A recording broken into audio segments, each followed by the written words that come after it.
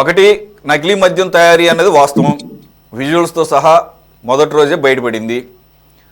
So ఎప్పటి నుంచి చేస్తున్నారు ఏంటనేది పక్కన పెడితే, ఇప్పుడు ఈ కీలకమైన అరెస్టుల ద్వారా ఒకటి, నకిలీ మద్యం తయారీకి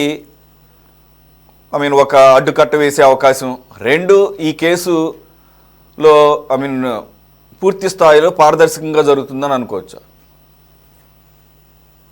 ఈ కేసు ఏమవుతుంది ఏమిటి అనేటువంటిది సేకరించేటువంటి సాక్ష్యాధారాలను బట్టి, వాటిని ఎఫెక్టివ్ గా కోర్టులో పెట్టడాన్ని బట్టి ఉంటుంది.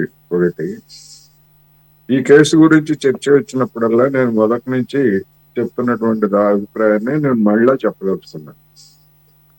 వర్లరామయ్య గారు మా అసెస్మెంట్ లేకపోతే మా ఇంటెలిజెన్స్ తప్పింది అని చెప్పేసి చెప్పినప్పుడు, అసలు ఈ జయచంద్రారెడ్డి అండ్ కో వీళ్ళందరూ కూడా అంత బాహాటంగా అక్కడ మద్యం తయారు చేస్తూ ఉంటే, అక్కడ ఉన్నటువంటి తెలుగు తమ్ముళ్ళు ఏం చేస్తున్నారు, అధికార యంత్రాంగం ఏం చేస్తా ఉంది, దానికి ఇంతవరకు తెలుగుదేశం పార్టీ నుంచి ఎట్లాంటి సమాధానం కానీ వివరణ కానీ లేదు.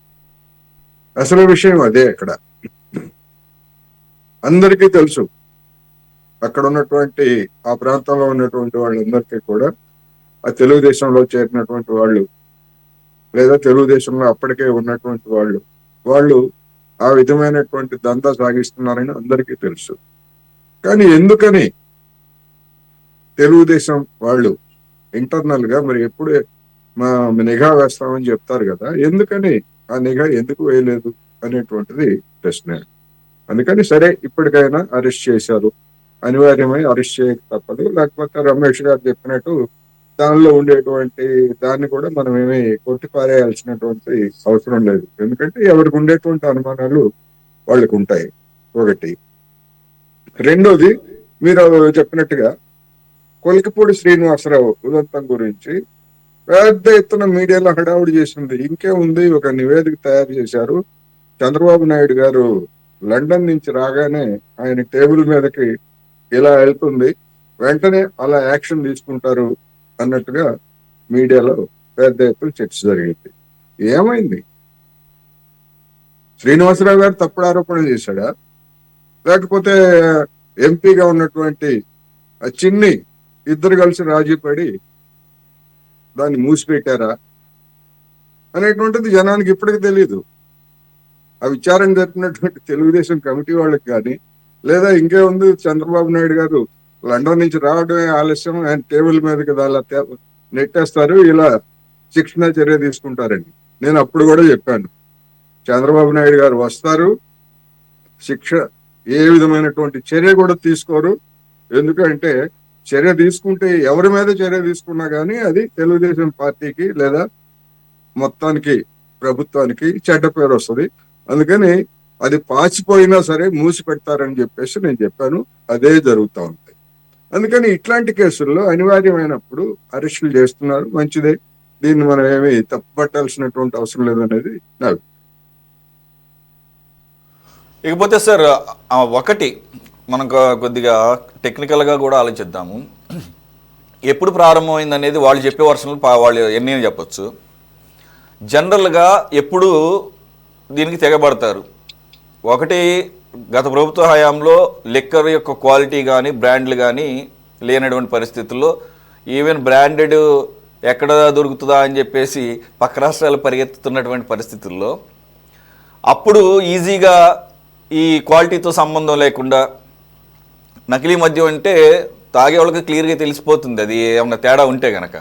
మరి ఆ సరుకులో ఈ సరుకు ఈజీగా పోవడానికి అవకాశం ఉంటుందని చెప్పేసి అప్పుడు స్టార్ట్ చేశారని చెప్తున్న ఈ ఆరోపణలు ఎంతవరకు మ్యాచ్ అయ్యే అవకాశం ఉంది? లేదు, నేను ఆల్రెడీ మెన్షన్ చేసినట్లు ఈ ప్రభుత్వం రాగానే దాదాపుగా బ్యాక్ టు స్క్వేర్. అంతకుముందు ఏవైతే దేశం అంతా దొరుకుతున్న అవే బ్రాండ్లు, అవి మొత్తం అందరికీ తెలిసిన బ్రాండ్లు దొరుకుతున్న పరిస్థితుల్లో రేట్లు కూడా నార్మల్ రేట్స్కి, మిగిలిన రాష్ట్రాల్లో ఏ రేట్లు అయితే ఉన్నాయో ఆ రేట్లకు దొరుకుతున్నప్పుడు కల్తీ మద్యం తయారు చేస్తే ఎంతవరకు వైబుల్ ఉంటుందనే పరిస్థితుల్లో ముందుకు వెళ్ళారని అనుకోవచ్చు. ఎందుకంటే ఇక్కడ తయారు చేసేది అన్నీ తయారు చేయరు.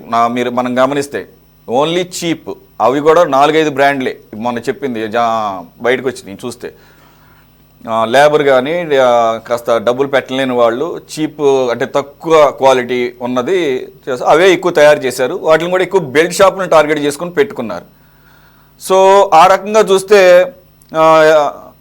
ఐ మీన్ ఎప్పుడు వీళ్ళు చెప్తున్నటువంటి అప్పుడు చేసేవారు, లేదంటే మధ్యలో ఆపేశారు, మళ్ళీ ఏప్రిల్ నుంచి స్టార్ట్ చేసి అక్టోబర్లో దొరికిపోయారు సార్.